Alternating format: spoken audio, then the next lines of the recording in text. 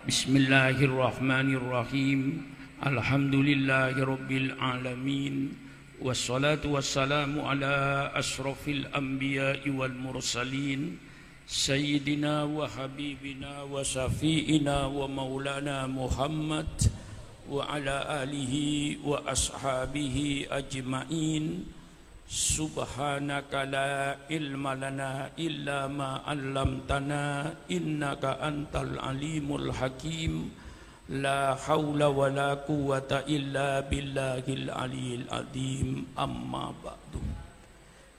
Para alim ulama yang saya muliakan, seluruh pejabat-pejabat pemerintah setempat yang saya hormati, hadirin dan hadirat sekalian yang berbahagia, wabil khusus kepada seluruh pimpinan Pondok Pesantren Malika, terlebih dahulu saya sampaikan ucapan terima kasih yang setinggi-tingginya atas baktinya kepada bangsa, kepada negara, kepada agama melalui jalur pendidikan agama. Ini suatu hal yang sangat besar, karena tentunya cita-cita dari pondok ini untuk menciptakan anak bangsa yang beriman dan yang bertakwa kepada Allah, yang menjalankan perintah Allah dan menjauhi larangan Allah, sehingga negara ini diisi oleh anak-anak bangsa yang bertakwa kepada Allah Subhanahu wa taala. Ini bakti yang cukup besar kepada bangsa, negara, agama. Saya ucapkan terima kasih yang setinggi-tingginya. Tentang sejarah pondok pesantren saya ceritakan sekilas. Tentang sejarah pondok pesantren ini yang merupakan pendidikan nasional yang tertua di Indonesia ini. Pada saat kerajaan Majapahit mengalami kegoncangan karena penjudian, karena korupsi daripada pejabat-pejabat kerajaan, sehingga akhlak dan moral bangsa ketika itu sedang dalam keadaan tidak baik.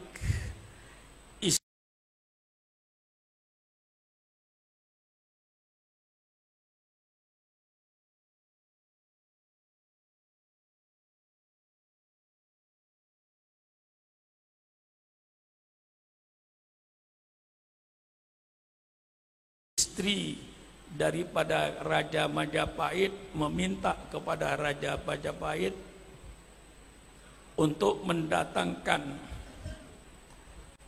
Sunan Ampel yang merupakan ponakan daripada beliau untuk memperbaiki moral kerajaan itu. Walaupun Raja Majapahit Prabu Dara tidak masuk Islam, tapi dia memperkenalkan seluas-luasnya kepada Sunan Ampel, Raden Rahmat, untuk menyebarkan Islam di sekitarnya Mojokerto itu. Yang akhirnya Raja Majapahit memberikan hadiah tanah, sebuah tanah delta yang disebut sekarang Ampel, yang ditempati oleh Sunan Ampel untuk menyebarkan agama itu. Nah, itu awal mula bibit lahirnya sebuah pesantren di Indonesia yang Sunan Ampel setelah dikenal oleh masyarakat lalu mendirikan pondok pesantren di Ampel itu. Santri-santrinya alhamdulillah dari mereka itu banyak yang menjadi wali songo, di antaranya Sunan Derajat, Sunan Bonang, dan termasuk juga santrinya Sunan Kudus. Inilah santri-santri beliau yang menjadi wali-wali songo, yang akhirnya mereka mendirikan pesantren-pesantren. Waktu itu sering disebut padepokan. Ya, sebenarnya pesantren-pesantren yang mereka datang untuk mencari ilmu. Berdirilah pondok pesantren itu dari tahun ke tahun sebelum Belanda masuk Indonesia ini. Karena penyebaran Islam yang dilaksanakan oleh para wali songo itu dengan cara bijaksana, ud'u ila sabili rabbika bil hikmati wal mau'izatil hasanah. Ini sistem berdakwah di dalam Islam. Ud'u ila sabili rabbika, ajaklah mereka ke jalan Tuhanmu bil hikmati, dengan penuh kebijaksanaan, yang bijaksana di dalam berdakwah, wal mau'izatil hasanah, dan berikan mereka nasihat-nasihat yang baik. Kalau dengan dua cara ini juga belum mampu, maka wajadilhum billati hi ahsan, adakan diskusi. Nah, mengadakan diskusi, mengadakan seminar, ini cara daripada cara Al-Quran untuk mengadu argumentasi yang lebih sehat dan lebih kuat. Berjalanlah pondok pesantren ini sampai masuknya Belanda ke Indonesia.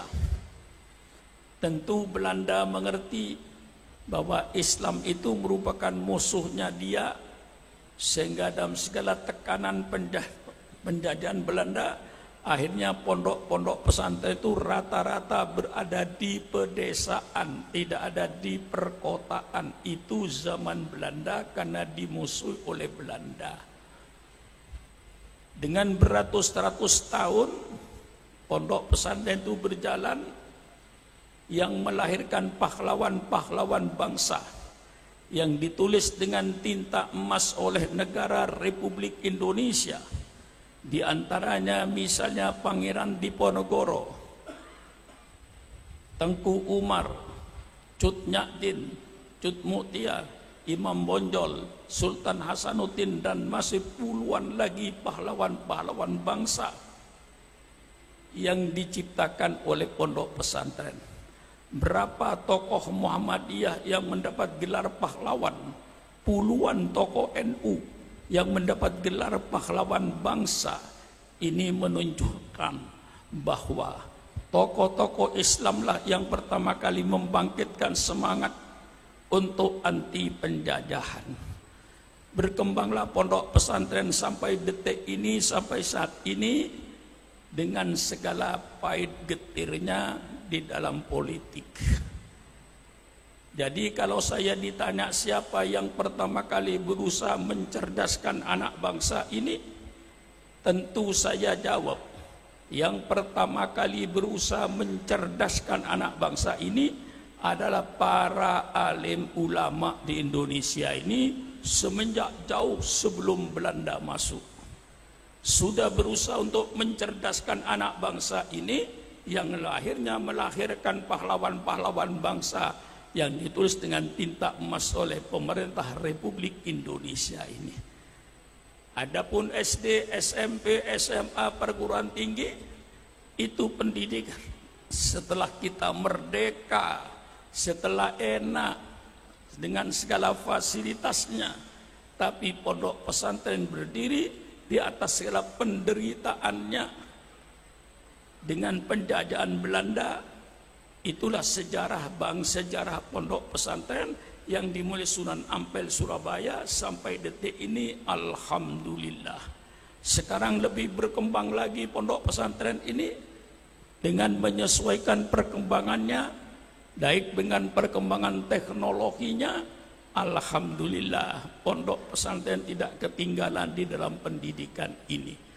Dari pondok-pondok pesantren berapa banyaknya yang bisa masuk ke Akademi Angkatan Darat, Akademi Angkatan Laut, Akademi Kepolisian, Akademi Angkatan Udara.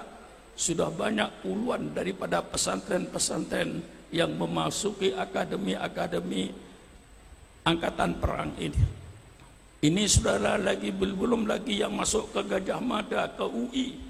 Dari pondok pesantren sudah banyak yang mereka memasuki perguruan-perguruan tinggi negeri ini. Alhamdulillah, ini sejarah pondok pesantren. Apa inti jiwa daripada pondok pesantren ini? Jiwa yang utama dan pertama adalah keikhlasan. keikhlasan daripada para kiainya, pengasuhnya, keikhlasan daripada para santrinya. Keikhlasan inilah yang akan melahirkan satu pendidikan yang indah dan bersih. Dengan keikhlasan lillahi ta'ala, ini jiwa yang pertama dan jiwa yang utama di pondok pesantren. Kedua, di dalam pondok pesantren ditanamkan kegotong royongan, kebersamaan antara santri ketika ada di pesantren sama. Anaknya siapapun masuk pesantren sebagai tolibun, sebagai penuntut ilmu, tidak ada perbedaan. Hidupnya sama, caranya sama. Biar anaknya kiai mondok di pesantren, giliran nyapu dia mesti nyapu. Tidak ada keistimewaan, kebersamaan dan persamaan. Ini menjadi jiwa daripada pondok pesantren. Kebersamaan dan kesamaan di dalam kehidupannya.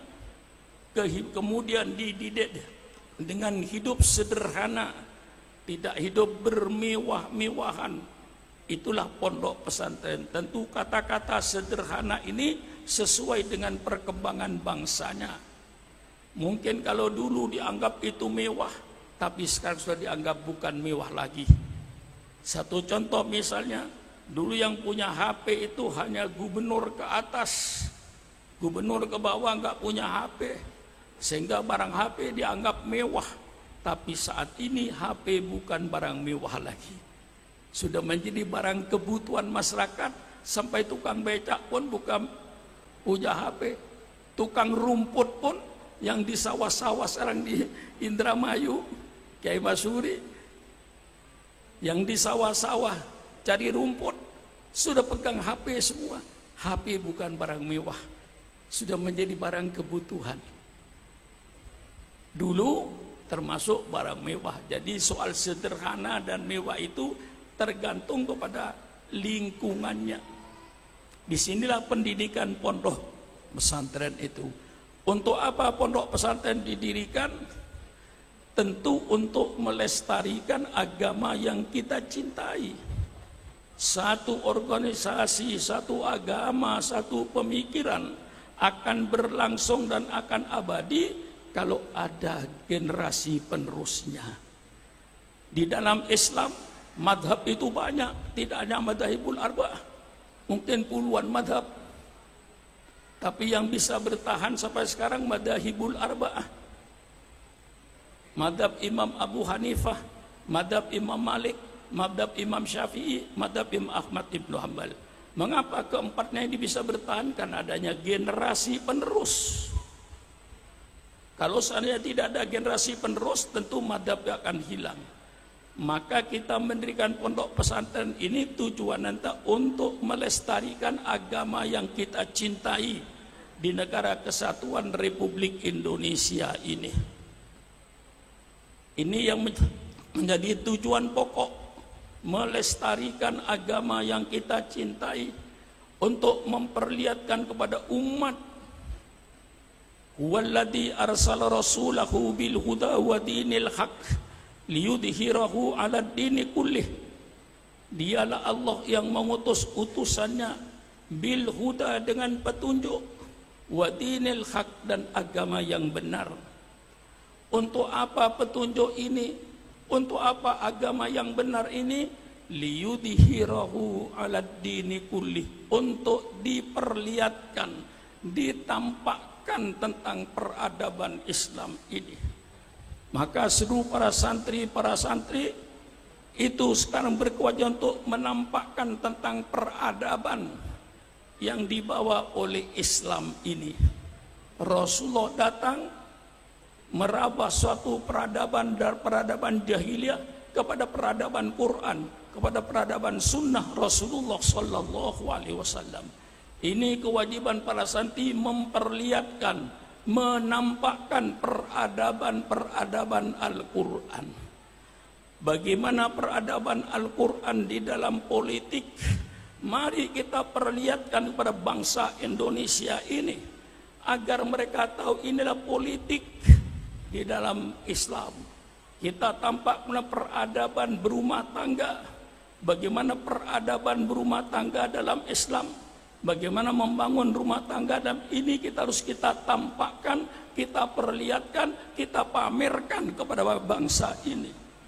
Ini kewajiban kita. Bagaimana kita memamerkan tentang peradaban perekonomian, supaya tidak ada rezeki yang lewat tenggorokannya itu rezeki yang haram. Peradaban Islam dalam perekonomian, peradaban Islam dalam pergaulan bangsa yang pluralistik ini, bagaimana Islam memberikan petunjuk, memberikan peradaban Islam di bidang politik. Mari kita perlihatkan semua ini. Bukan untuk kita paksakan, tidak, kita perlihatkan untuk menjadi perbandingan peradaban mana yang paling indah, peradaban mana yang paling bagus di antara peradaban-peradaban yang ada di permukaan bumi ini. Ada peradaban yang dilahirkan oleh otak manusia, ada peradaban yang dilahirkan oleh nafsu manusia, ada peradaban yang datangnya dari Al-Quran dan Sunnah Rasulullah. Mari kita perlihatkan kepada bangsa ini peradaban mana yang terbaik, dan pakailah akar sehat, jangan pakai akar sentimen atau kebencian. Kasihlah perbandingan. Oh, ini peradaban Islam di dalam bidang politik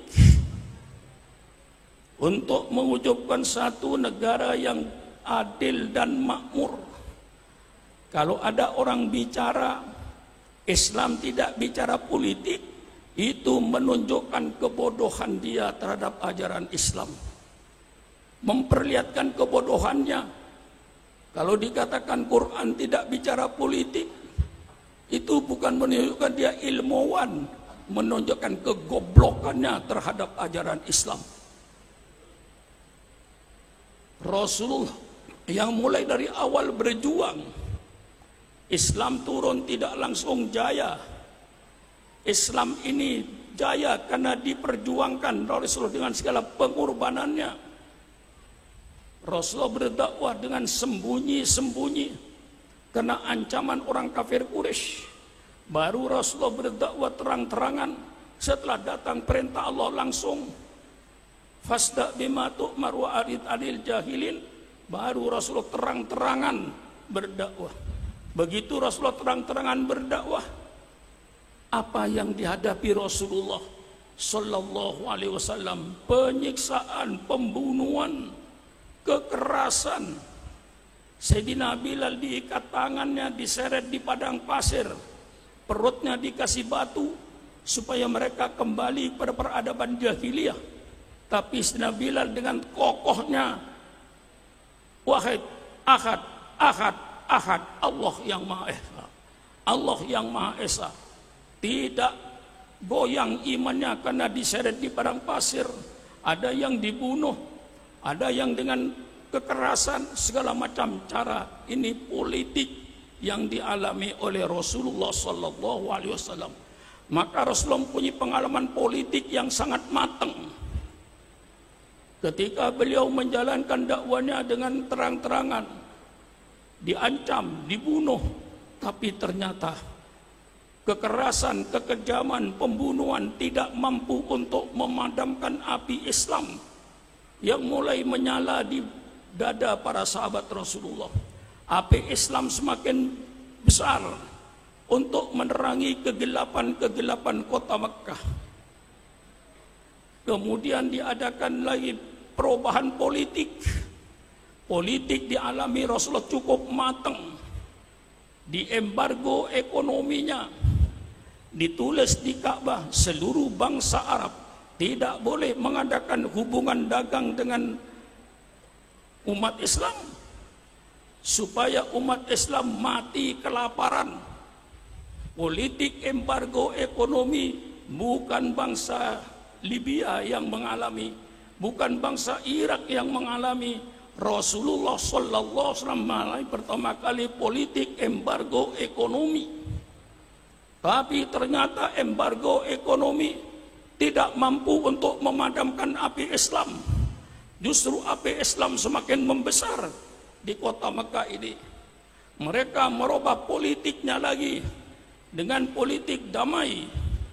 Didatangi Abu Thalib pamannya, "Hai Abu Thalib, kau kan pamannya Muhammad.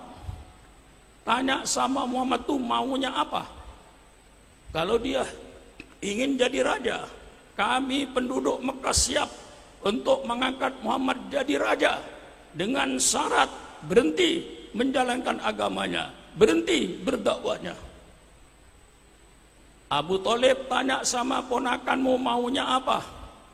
Kalau ponakanmu ingin jadi orang kaya, kami penduduk Mekah siap untuk menyerahkan kekayaan kami, sehingga Muhammad menjadi orang yang terkaya di negeri Mekah ini, dengan syarat berhenti jadi nabi, berhenti berdakwahnya. Abu Thalib tanyakan sama ponakanmu itu maunya apa? Kalau dia ingin kawin dengan wanita-wanita di kota Mekah ini, kami siapkan semua anak perawan, persilakan Muhammad kawin 1, 2, 3, 4, 5, 6, 7, 8 dengan syarat berhenti menjalankan agamanya. Politik yang dihadapi Rasulullah Sallallahu Alaihi Wasallam. Tapi Rasulullah tidak bergeming, ditawarkan harta, tahta, wanita. Jadi kalau ingin menjadikan kiai ini berhenti jadi kiai, gampang pemerintah kasih jabatan yang sibuk.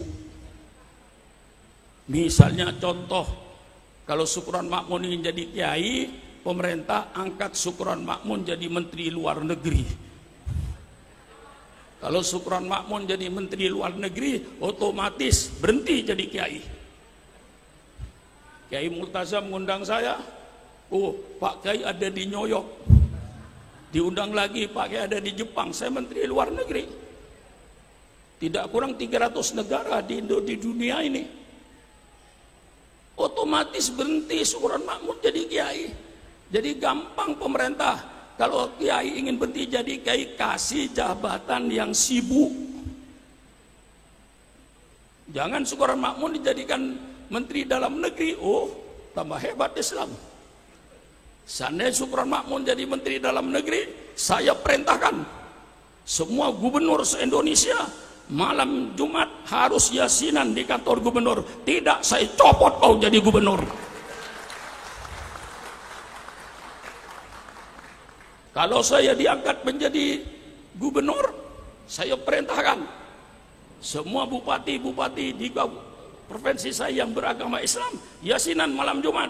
Kalau tidak, saya copot. Kasih jabatan yang kira-kira menjauhi Islam, diantaranya jabatan menteri luar negeri. Ini politik yang dihadapi Rasulullah. Tawaran tahta, tawaran wanita, tawaran apa lagi? Tahta, wanita, jabatan. Ini semuanya penawaran top. Rasulullah menolak. Kalau ditawarkan kiai sekarang kira-kira gimana ya? Nggak usah dijawab. Dipikirin aja. Nggak usah dijawab. Ini matang politiknya Rasulullah ini. Setelah Rasulullah berhadapan dengan politik damai, akhirnya Abu Thalib, Abu Jahal berpikir, dengan kekejaman gagal, embargo ekonomi gagal, diajak damai, ditawarkan harta, tahta, wanita, tidak mau.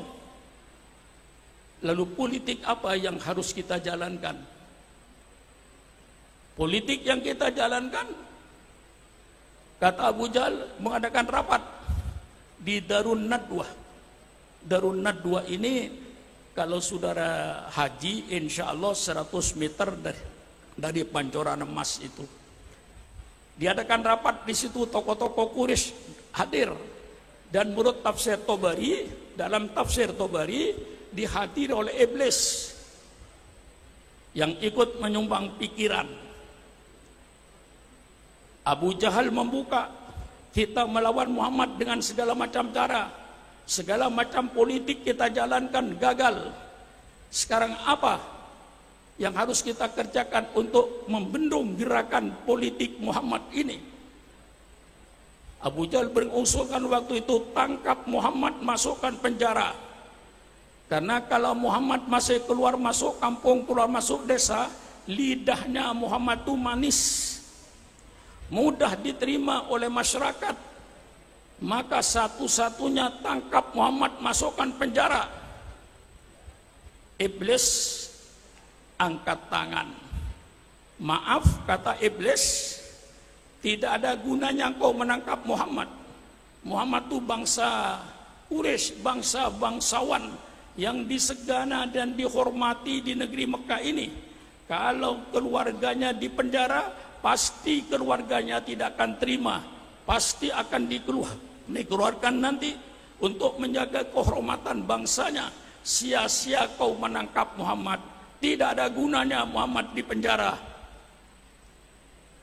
Lalu Abu Jahal mengeluarkan pendapat, kalau begitu usir saja Muhammad ke luar negeri. Subhanallah, supaya tidak ada di negeri Mekah. Kalau Muhammad ada di negeri Mekah berbahaya, usir ke luar negeri. Iblis berkata, hai Abu Jahal, usulmu berbahaya. Kalau Muhammad diusir ke luar negeri, nanti di luar negeri dia banyak pengikutnya, pasti negara kami akan diserang dari luar negeri. Bahaya ini. Di penjara tidak ada gunanya, diusir ke luar negeri berbahaya. Abu Jahal berkata, kalau begitu bunuh saja Muhammad. Iblis berkata, ini yang benar, tidak ada jalan lain kecuali dibunuh. Subhanallah, politik yang sangat kejam ini dialami Rasulullah sangat matang di dalam politik. Ini saya tampakkan sejarahnya, kematangan Rasulullah dalam politik. Di samping dia seorang nabi, seorang rasul, berhadapan dengan politik, akhirnya diputuskan bunuh saja Muhammad. Inilah cikal bakalnya hijrahnya Rasulullah Sallallahu Alaihi Wasallam yang kita peringati bulan Muharram sekarang ini. Akhirnya rumah Rasulullah dikepung oleh semuanya pendekar-pendekar padang pasir dengan pedang terhunus.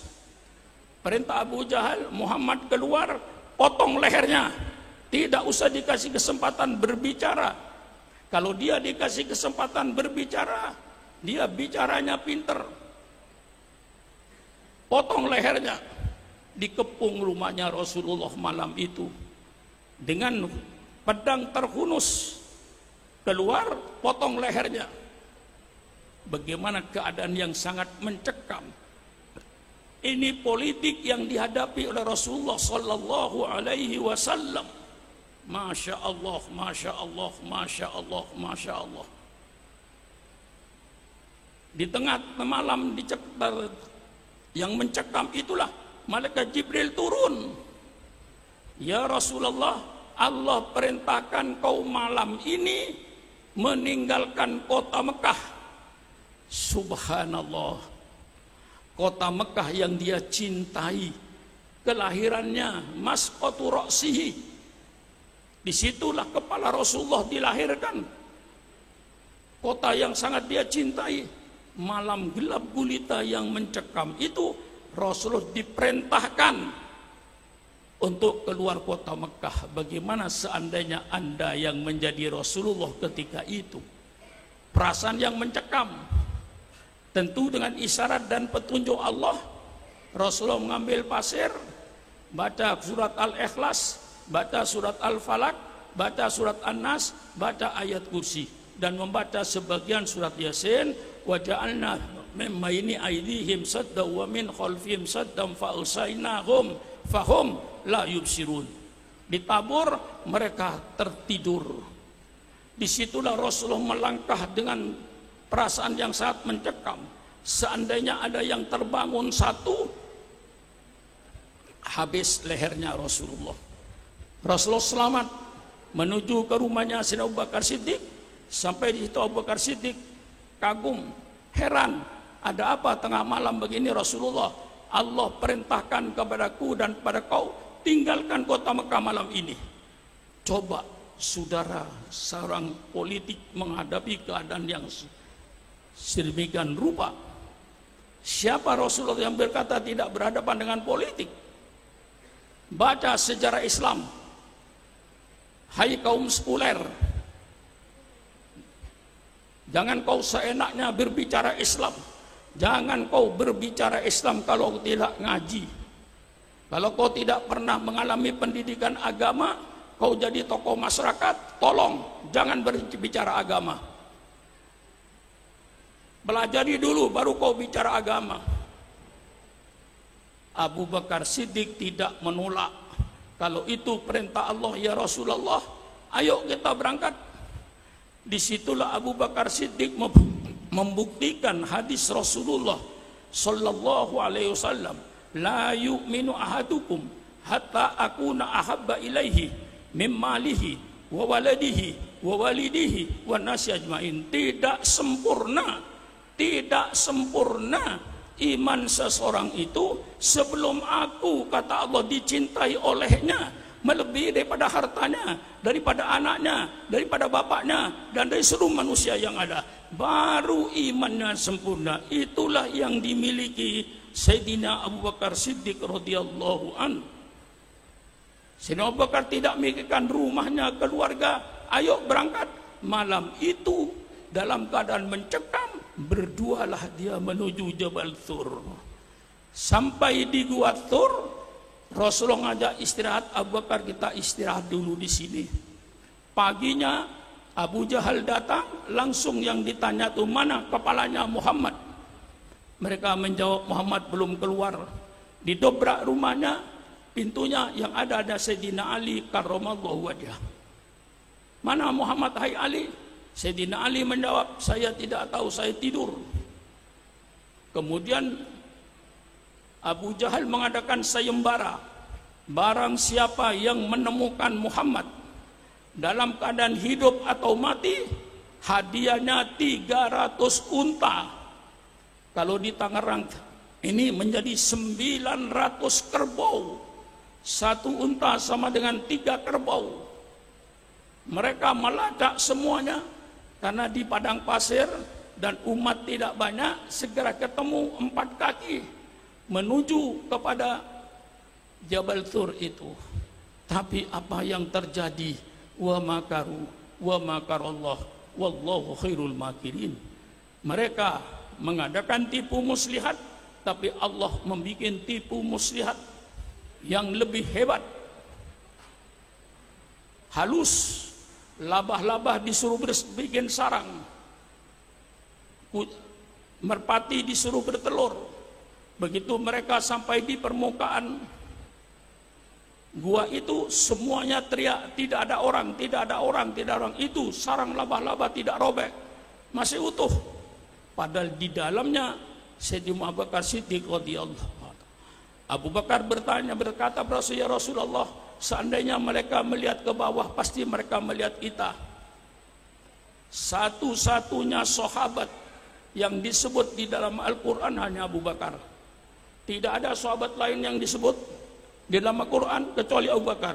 Idhuma fil ghar, idh qala li sahibihi la tahzan innallaha ma'ana. Hai Abu Bakar, tidak usah sedih kau, Allah bersama kami. Dalam gua, setelah 3 hari mereka sudah redup untuk mencari Muhammad. Muhammad keluar, tidak berjalan di jalan yang biasa. Rasulullah mengambil jalan tikus, naik gunung turun gunung, naik gunung turun gunung. Tidak seperti Kiai Multazam sekarang memimpin umroh, jalannya jalan datar, darat, jalan tol, kereta api cepat.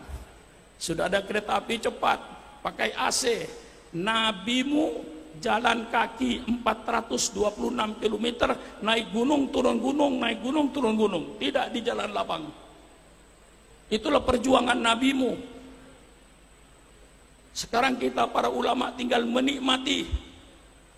Usikum wa iyaya binafsi bitaqwallah. Hai para ulama, engkau sekarang menikmati kehidupanmu di atas penderitaan nabimu. 1400 tahun yang lalu nabimu menderita, nabimu sakit, nabimu jalan kaki, nabimu dikejar-kejar musuh.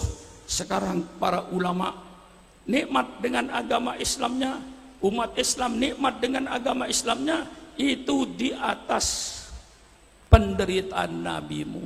Sampailah di Madinah disambut oleh orang-orang Madinah yang telah beragama Islam dengan gegap gempita. Tola'al badru alaina min thaniyatil wada. Kemudian disitulah Rasulullah berjalannya waktu mendirikan satu negara, namanya negara Madinah. Negara Madinah itu pluralistik, bermacam-macam agama, bermacam-macam suku.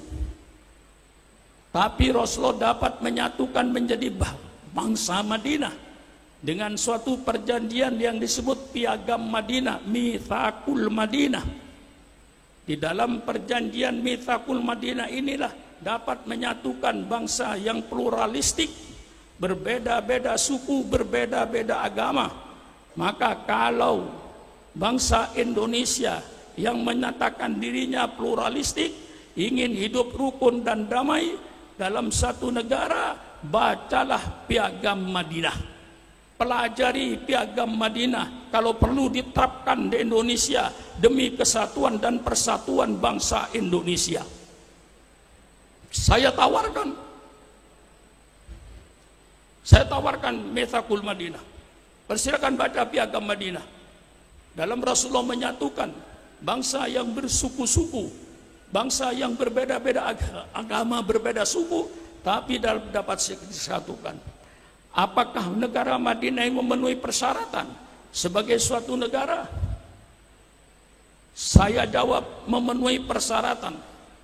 Karena satu negara bisa disebut negara ada empat poin. Pertama, adanya teritorial, Madinah dan sekitarnya. Kedua, ada penduduk. Ketiga, ada pemimpin. Keempat, adanya undang-undang. Maka ketika Indonesia memproklamasikan 17 Agustus, itu sebenarnya belum sah sebagai satu negara. Karena masih kurang satu, kurang undang-undang yang tidak punya. Sehingga cepat dibikin Undang-Undang Dasar 45 supaya lengkap sebagai satu negara, memenuhi persyaratan teritorial, rakyat, pemimpin, dan undang-undang. Rasulullah memenuhi syarat teritorial kota Madinah dan sekitarnya, penduduknya penduduk Madinah, pemimpinnya Rasulullah Sallallahu Alaihi Wasallam, undang-undang yang dipakai Al-Quran dan Sunnah Rasulullah, memenuhi persyaratan, maka berdirilah negara yang namanya negara Madinah. Kemudian untuk menuju baldatun thayyibatun wadbun wafur, bupati bicara baldatun thayyibatun warbun wafur, gubernur bicara baldatun thayyibatun warbun wafur, presiden bicara baldatun thayyibatun warbun. Wahai presiden, wahai gubernur, wahai bupati, dari mana kau tahu kata-kata baldatun thayyibatun warbun wafur? Al-Quran. Mengapa kau bicara Al-Quran tidak bicara politik? Goblok. Ya, saya serang Pak, harus bicara yang benar terakhir saya ini. Karena umur saya sudah 87 tahun. Saya tidak akan meninggalkan kebatilan setelah saya masuk liang kubur. Saya akan memberikan pada bangsa Indonesia yang benar, yang dolim, saya katakan dolim. Tidak usah curiga bapak-bapak ini. Bapak John sudah pidato begitu, ingin jadi anggota DPR, sudah ketuaan. Jadi bupati ketuaan, jadi presiden ketuaan. Yang ada di depan saya ini kuburan. Masa depan saya tinggal satu kuburan, bukan ketua DPR, bukan menteri, bukan pejabat, tapi kuburan. maka saya tidak akan meninggalkan kebatilan sebelum saya masuk liang kubur. Saya akan menampakkan kebenaran yang itu dijiwai oleh pondok pesantren. Saya pidato itu membuat motivasi kepada para santri. Itulah perjuangan nabimu yang pahit sehingga mendirikan negara Madinah. Terjadi suatu negara yang damai, baldatun thayyibatun wa rabbun ghafur. Bagaimana bentuk negara dalam peradaban Islam? Alhamdulillah Kiai Masyuri, Islam sangat toleransi. Islam tidak menentukan bentuk negara. Bentuk negara tergantung pada dinamika masyarakatnya. Mau bentuk kerajaan kayak Saudi Arabia, persilakan. Ya malikal mulki tu'til mulka man tasya wa tanzi'ul mulka mimman tasya. Mau berbentuk misalnya khilafah, persilakan. Ya Daud inna ja'alnaka khalifatan fil ardi. Mau berbentuk kesultanan, Allah Rabbi ja'alni min ladunka sultanan nasira. Mau berbentuk republik, persilakan. Wa amrum sura bainahum. Islam tidak menentukan bentuk negara. Bagi Islam bentuk negara tidak penting. Bentuk negara tidak penting bagi Islam. Yang penting isi negara ini. Bentuk gelas persilakan. Mau lonjong gelasnya persilakan. Mau segi empat persilakan. Mau berbentuk bola persilakan. Bentuk gelas tidak penting. Yang penting isinya gelas itu. Bentuk negara tidak penting. Yang penting isinya negara itu. Mau bikin kerajaan persilakan. Yang penting perintah Allah jalankan, larangan Allah jauhi. Mau bentuk kesultanan persilakan. Yang penting perintah Allah jalankan, larangan Allah jauhi. Mau bentuk republik persilakan. Yang penting perintah Allah jalankan, larangan Allah jauhi. Mau bentuk apa lagi? Mau bentuk khilafah persilakan. Yang penting perintah Allah jalankan, larangan Allah jauhi. Itulah isinya negara. Menjalankan perintah Allah, menjauhi larangan Allah. Itu yang penting, bukan bentuknya. Berapa negara yang berbentuk republik, tapi presidennya lebih kejam daripada raja. Contoh Idi Amin di Afrika. Ada negara berbentuk kerajaan, tapi lebih republik daripada republik. Contohnya Inggris, Jepang, Belanda. Berapa banyaknya yang berbentuk republik, presiden, tapi lebih kejam daripada raja, lebih dolim daripada raja. Bentuk negara tidak penting. Yang penting isinya negara itu. Saya ungkapkan ini. Seandainya saya meninggal dunia, saya sudah bebas. Sudah saya jelaskan politik Islam ini. Ini politik Islam indah. Mau kerajaan persilakan, mau republik persilakan, mau kesultanan persilakan, mau presiden persilakan, mau khilafah persilakan. Yang penting isinya kerajaan itu. Perintah Allah jalankan, larangan Allah jauhi. Dalam menuju baldatun thayyibatun wa rabbun ghafur, saya baca di kitab Revolusi Politik dalam Islam yang disponsori oleh Khalifah Abdul Aziz, sehingga di antara ulama ada yang berkata Umar ibn Abdul Aziz itu khalifah ke-5. Tidak ada khalifah ke-5, khalifah itu cuma 4. Umar bin Abdul Aziz mengadakan satu revolusi politik. Dia meletakkan jabatannya karena keturunan, tapi dia akhirnya dipilih kembali oleh rakyat sebagai Amirul Mukminin. Nah, dalam buku beliau yang saya baca, Revolusi Politik Islam, Umar ibn Abdul Aziz, dia menyatakan pertama kali untuk menuju baldatun thayyibatun wa rabbun ghafur. Hai pemerintah Republik Indonesia, saya tawarkan kalau Anda ingin menuju baldatun thayyibatun wa rabbun ghafur, pertama, wasawirhum fil amri, bermusyawarahlah engkau Muhammad dalam segala urusan. Nabi Muhammad Nabi Muhammad Rasul, tapi masih disuruh bermusyawarah. Subhanallah, apalagi yang bukan nabi dan bukan rasul. Presiden bermusyawarah, raja bermusyawarah, sultan bermusyawarah, presiden bermusyawarah. Tidak ada keputusan pribadi presiden, tidak ada keputusan pribadi raja. Yang ada keputusan musyawarah, raja bermusyawarah, presiden bermusyawarah, khalifah bermusyawarah, sultan bermusyawarah. Jangan tinggalkan musyawarah kalau ingin negara ini menuju baldatun thayyibatun rabbun ghafur. Jangan semau-maunya bikin keputusan. Keputusan pribadi akan menuju pada otoriter.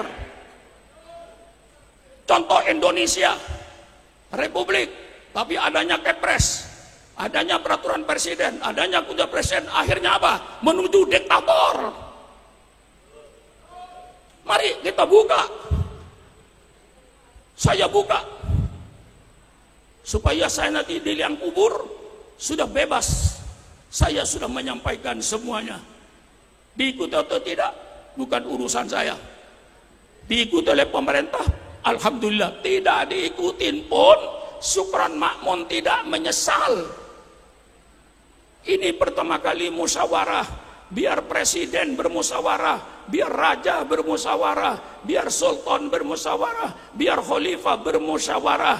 Wasawirhum fil amr, itu pilar pertama menuju baldatun thayyibatun wa rabbun ghafur. Persilakan pemerintah republik, mau makai persilakan, tidak mau makai persilakan. Syukran makmun hanya menyampaikan karena mau mati. Yang kedua, menuju baldatun thayyibatun wa rabbun ghafur. Innallaha ya'murukum an tu'addul amanati ila ahliha.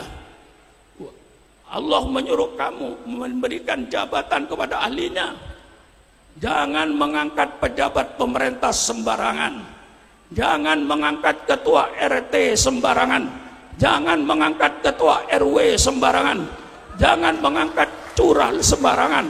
Jangan mengangkat gubernur sembarangan. Jangan mengangkat presiden sembarangan. Jangan mengangkat menteri sembarangan. Berikanlah jabatan itu kepada orang ahlinya yang profesional. Ini Allah yang menyuruh, bukan syukran makmun. Iya. Allah yang menyuruh, bukan syukran makmun. Jangan karena anak diangkat jadi menteri, jangan karena balas jasa diangkat jadi menteri. Tidak benar.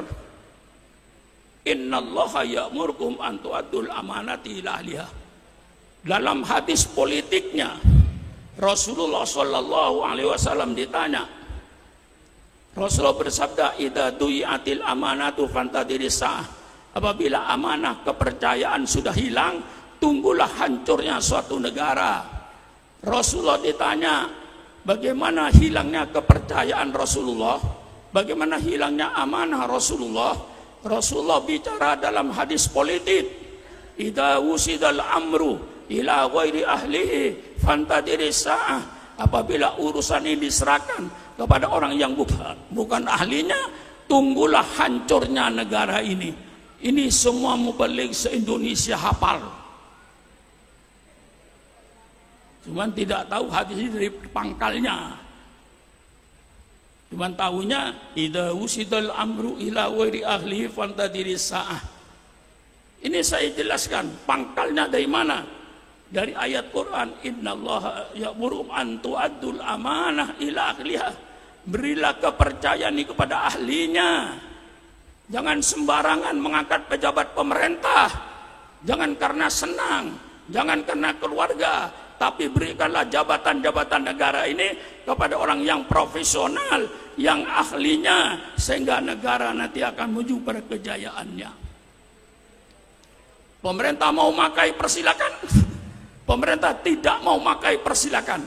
Syukran makmun tidak ada hak untuk memaksakan kehendak. Negara ini republik. Saya sadar, kewajiban saya cuma menyampaikan.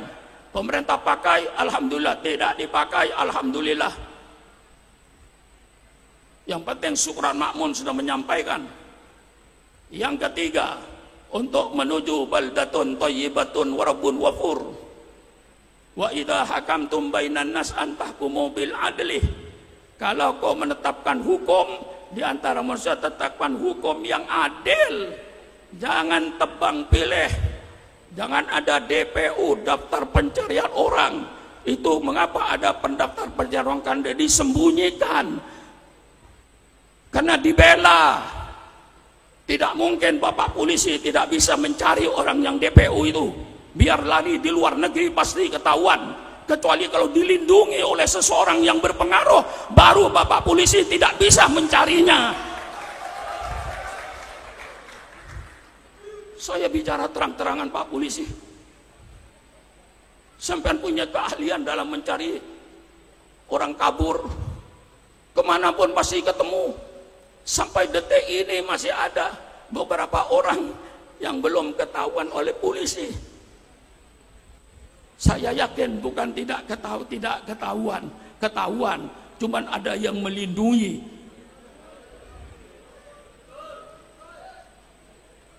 Mari kita bicara belak-belakan aja. Syukuran mau ditangkap-tangkaplah. Ya paling saya di penjara gelar sajadah, mutar tasbih, selesai, nunggu mati. Umur sudah 87. Mau apa saya? Kalau tidak bicara yang benar kepada bangsa ini. 50 tahun saya berpidato. Ini di antara muballigh yang antar presiden. Mulai Bung Karno saya sudah pidato. Sampai sekarang saya pidato. Hanya untuk menampakkan kebenaran. Keadilan itu kunci daripada kesejahteraan bangsa itu.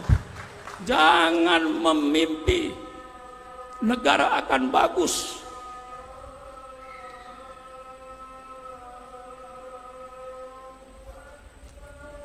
Berarti saya disuruh minum ini.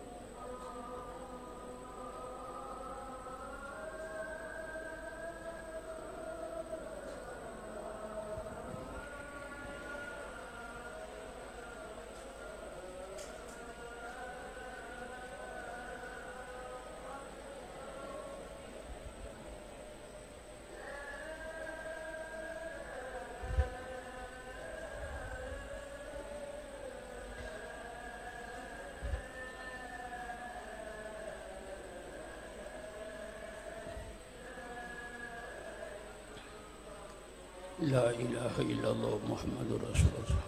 Allahumma rabbana dawlatit tammah wa salatul qa'imah ati sayyidina Muhammad Rasulullah wa darajatar rafi'ah wal mahmud. Tinggal 2 poin lah. Yang ketiga, untuk menuju baldatun thayyibatun wa rabbun ghafur, keadilan. Wa idza hakamtum bainan nas antahkumu bil adli. Kalau kau menetapkan hukum, dia tetapkan hukum yang adil. Jangan tebang pilih. Sampai Al-Qur'an memperingatkan, la yajrimannakum sana'anu qaumin ala alla ta'dilu i'dilu fahuwa aqrabu littaqwa. Janganlah karena kebencianmu pada satu golongan, jangan karena kebencianmu pada satu kelompok, kemudian dia dimasukkan penjara tanpa perbuatan dosa. Ini kedoliman, memasukkan penjara orang yang tak berdosa karena didasarkan kebencian. Ini suatu kedoliman yang tidak perlu ada dalam satu negara. Maka pemerintah Republik Indonesia, kalau kau ingin menuju baldatun thayyibatun rabbun ghafur, bekerjalah dengan adil, jangan tebang pilih. Ini syaratnya baldatun thayyibatun wa rabbun ghafur. Yang terakhir syaratnya baldatun thayyibatun wa rabbun ghafur, alladzina immakkannahum fil ardi aqamus shalah wa atuz zakah wa amaru bil ma'ruf wa nahaw anil munkar. Orang-orang yang oleh Allah dikasih tempat, orang-orang yang oleh Allah dikasih kedudukan, orang-orang yang oleh Allah dikasih jabatan, hendaknya tegakkan sholat, keluarkan zakat, amar ma'ruf nahi mungkar. Dari ketua RT-nya amar ma'ruf nahi mungkar, ketua RW-nya amar ma'ruf nahi mungkar, lurahnya amar ma'ruf nahi mungkar, camatnya amar ma'ruf nahi mungkar, wali kota bupati amar ma'ruf nahi mungkar, gubernurnya amar ma'ruf nahi mungkar, presidennya amar ma'ruf nahi mungkar, DPR, menteri, para pejabat-pejabat pemerintahnya amar ma'ruf nahi mungkar. Insyaallah terwujud baldatun thayyibatun wa rabbun ghafur. Bagaimana akan terjadi baldatun thayyibatun wa rabbun ghafur? Kalau di antara pejabat pemerintahnya ada yang ikut main jual narkoba, membekingin penjudian, membekingin peminuman-minuman keras, membekingin perzinaan, bagaimana akan menjadi baldatun thayyibatun wa rabbun ghafur? Ini saudara-saudara, Al-Quran yang menyampaikan. Saya Syukron Makmun hanya menyampaikan, hai pejabat-pejabat pemerintah, dari ketua RT-nya sampai presidennya, hendaknya amar ma'ruf nahi mungkar. Ini diantara peradaban politik. Kalau mau bicara tentang kepemimpinan, tidak ada yang lebih indah dari politik Islam. Di dalam Islam pemimpin itu mempunyai 4 sifat: siddiq, amanah, tabligh, fatonah. Pilihlah pemimpin yang jujur, jangan memilih pemimpin pembohong yang hanya menyampaikan kebohongan-kebohongan kepada rakyatnya. Pilih pemimpin yang amanah, yang tidak menjual kekayaan alam untuk asing. Kekayaan alam, sumber daya alam diusahakan oleh pemerintah untuk kepentingan rakyatnya, bukan untuk kepentingan orang asing. Jangan menjual kekayaan alam pemerintah kepada orang-orang asing untuk rakyatmu. Rakyatmu menderita. 2 gunung emas sudah habis di Irian, rakyat Irian masih telanjang. Apakah kau tidak melihat bangsa Indonesia? 2 gunung emas di Irian habis, rakyat Irian masih terbelakang, pendidikannya masih terbelakang, masih telanjang. Subhanallah, subhanallah. Mana pemimpinmu itu? Kemana pemimpinmu itu? Saya cuma mengingatkan supaya bangsa ini Cari pemimpin yang sidik, cari pemimpin yang amanah, yang terpercaya. Kekayaan alam Indonesia untuk bangsa Indonesia, bukan untuk bangsa asing. Allah ciptakan nikel, uranium, ciptakan tembaga, ciptakan emas, berlian, semua. Nah itu untuk rakyat Indonesia. Batu baranya, timahnya, semuanya untuk rakyat Indonesia. Indonesia kaya, tapi masih banyak yang sulit makan. Cari pemimpin yang amanah, yang terpercaya, pemimpin yang tidak berkhianat. Cari pemimpin yang tabligh, pemimpin yang transparan, selalu menyampaikan kejujuran, bukan pemimpin yang menyampaikan kebohongan. Cari pemimpin yang fatonah, pemimpin yang cerdas, pemimpin yang pinter. Jangan mencari pemimpin yang pelongo-pelongo. Cari pemimpin yang cerdas. Contoh pemimpin pelongo-pelongo, kalau ditanya selalu dilempar kepada orang lain. Itu menunjukkan kebodohannya. Saya kecil-kecil pemimpin Kiai Multazam, memimpin Darul Rahman. Kalau saya ditanya tentang Darul Rahman, saya jawab langsung. Persilakan ibu tanya tentang Darul Rahman, pasti seorang menjawab langsung. Bagaimana kurikulum Darul Rahman? Kurikulum Darul Rahman sama dengan Gontor, sama dengan pesantren Salafiyah, terpadu antara Gontor dan pesantren Salafiyah. Tidak pernah misalnya wali murid datang sama Pak Kiai, bagaimana kurikulum di Darul Rahman? Maaf, jangan tanya saya, tanya kepala sekolah, karena kiainya blow on. Itu tanda-tanda pemimpin. Kalau ditanya, dilempar orang lain, tanda-tanda pemimpin goblok. Saya buka. Kalau nggak goblok, jawab. Bagaimana Pak Suron tentang dapur di Darul Rahman? Saya jawab, dapur Darul Rahman, cocokkan sama alumni ini ya, kalau saya bohong. Dapur Darul Rahman, sayur wajib ada. Ya, sayur asem kayak sayur odel, kayak sayur bening, yang penting sayur ada. Saya katakan sama santri, kalau sayur tidak enak, makan obat. Ya, itu kata-kata saya ya. Jangan saya jadi pemimpin bohong. Ke sana merah, ke situ putih. Di dapur santri harus makan daging, telur, ikan laut, tahu tempe biasa. Bener. Saya jawab karena saya yang bikin, pemimpin saya di pondok ini. Ngatur dapur saya yang ngatur dapur. Ngatur santri saya ngatur santri. Bagaimana keamanan di pondok Pak Sukron? Jangan tanya saya. Tanya Hansip di depan itu. Saya nggak tahu. Seorang pemimpin harus menjawab. Ditanya, mengapa Gaza itu sedang hancur? Mengapa Palestina itu perang dengan Israel? Pemimpin politiknya jawab. Jangan serahkan sama menteri luar negeri karena presidennya goblok.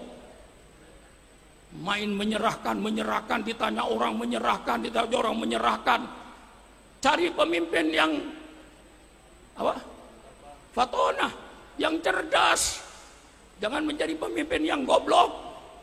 Ini syarat di dalam Islam menuju baldatun thayyibatun wa rabbun ghafur. Indonesia mau makai persilahkan, tidak mau makai persilahkan. Saya tidak punya hak untuk memaksa. Karena negara ini republik, persilakan. Saya cuma menyampaikan inilah peradaban Islam dalam politik. Tolong carikan politik yang lebih indah dari Islam ini. Tolong carikan. Saya, karena ini saya bela Quran, bukan bela orang. Quran yang saya bela. Ini Quran yang menyampaikan semuanya tentang politik ini, bukan syukuran makmun. Kalau pemimpinnya siddiq, amanah, tabligh, fatonah, alangkah indahnya negara ini. Dari ketua RT sampai presiden, amar ma'ruf nahi mungkar, subhanallah. Alangkah indahnya negara ini. Masih panjang lagi kalau bicara politik itu, panjang. Ya, tentang pemilihan umum, memilih pemimpin, bagaimana caranya. Islam siap untuk menunjukkan cara pemilihan umum yang lebih bagus daripada yang ada sekarang ini. Syukran Makmun mau tunjukkan. Cuman waktunya yang tidak sempat. Karena waktu sudah duhur, Bapak sudah mulai jam 8. Ya mungkin ada yang lapar, termasuk saya. Nah, sebenarnya kalau bicara politik dalam Quran, subhanallah, saya paling kagum, Bang. Cara pemilihan umum, cara milih pemimpin, Khulafaur Rasyidin, subhanallah. Demokrasi tidak ribut, insya Allah tidak ribut demokrasi. Yang pasti satu, ya, pemilihan umum langsung tidak sesuai dengan ajaran Islam dan tidak sesuai dengan Pancasila. Syukur Makmun bertanggung jawab. Dalam Pancasila, kedaulatan rakyat yang dipimpin oleh hikmah kebijaksanaan dalam permusyawaratan perwakilan. Jelas pemilihan umum langsung bertentangan dengan Pancasila. Karena dalam kitabnya Ibnu lupa namanya. Kitabnya ingat Al-Kamah Sultan ya. Bukan lupa kayak Multazam. Yang mau keluar itu terlalu banyak, jadi macet di tengah itu. Macet. Nah, dalam kitab Al-Akam Sultannya dikatakan yang boleh memilih pemimpin itu syaratnya orang yang tahu siapa yang layak jadi pemimpin. Itulah yang milih pemimpin. Tukang sayur yang gelar tikar di Tangerang, jual tomat, jual timun, disuruh tanya siapa yang layak jadi bupati, insya Allah 100% kagak tahu. Ya mungkin 1-2 yang tahu. Orang yang mancing di tepi laut itu ditanya siapa yang layak jadi bupati, insya Allah 90% kagak tahu. Orang yang tidak tahu siapa yang layak jadi pemimpin disuruh memilih pemimpin, yang menyuruh lebih goblok daripada yang disuruh. Terus terang aja, mengapa takut? Saya cuma takut sama Allah aja. Selama saya benar saya ngomong. Tidak ada yang saya takuti kecuali Allah Subhanahu wa ta'ala. Mau dipenjara, penjarakan. Sudah biasa saya masuk penjara. Zaman Pak Harto sudah keluar masuk. Sekarang mau keluar masuk lagi juga nggak apa-apa. Asal saya bela kebenaran. Yang penting benar. Kebenaran ini harus ditegakkan. Kebenaran tidak datang dengan sendirinya. Kebenaran itu diperjuangkan. Kebenaran itu ditegakkan. Agama itu diperjuangkan. Agama itu ditegakkan dengan segala pengorbanannya Rasulullah Sallallahu Alaihi Wasallam. Saya kira cukup sekian saja. Insya Allah nanti kalau bertemu di tempat lain, saya menjelaskan cara memilih pemimpin menurut sunnah dan menurut Al-Quran. Bagaimana cara milih pemimpin yang benar sehingga memilihnya tidak keliru. Itu nanti saya jelaskan dalam kesempatan. Dalam kesempatan lain saya akan menjelaskan peradaban Islam dalam berumah tangga, peradaban Islam dalam berekonomi, peradaban Islam di dalam pergaulan antar bangsa yang berbeda agama, berbeda suku. Kurang lebihnya saya minta maaf. Mudah-mudahan pondok ini ya Allah, Allahumma jal hadal ma'had mubarakan lil Islam wal muslimin. Allahumma jal ya Allah hadal ma'had mubarakan nafi'an lil Islam wal muslimin. Allahumma saqil umur hadal ma'had ya Allah. Allahumma saqil umur hadal ma'had waj'al hadal ma'had mubarakan nafi'an lil Islam wal muslimin. Ya Karim ya Rahman ya Rahim. Al-Fatihah. A'udzubillahi minasyaitonir rajim. Bismillahirrahmanirrahim. Alhamdulillahirabbil alamin.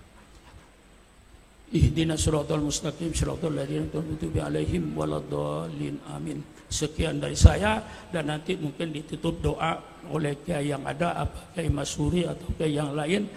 Ditutup dengan doa penutup. Ini dari saya, sekali lagi saya mohon maaf yang sebesar-besarnya kalau ada pembicaraan saya yang kurang berkenan di hati bapak-bapak. In uridu illal islah, in uridu illal islah, wa ma taufiqi illa billah, in uridu illal islah, wa ma taufiqi illa billah. Inilah saudara-saudara, kurang lebihnya saya minta maaf. Wassalamualaikum warahmatullahi wabarakatuh.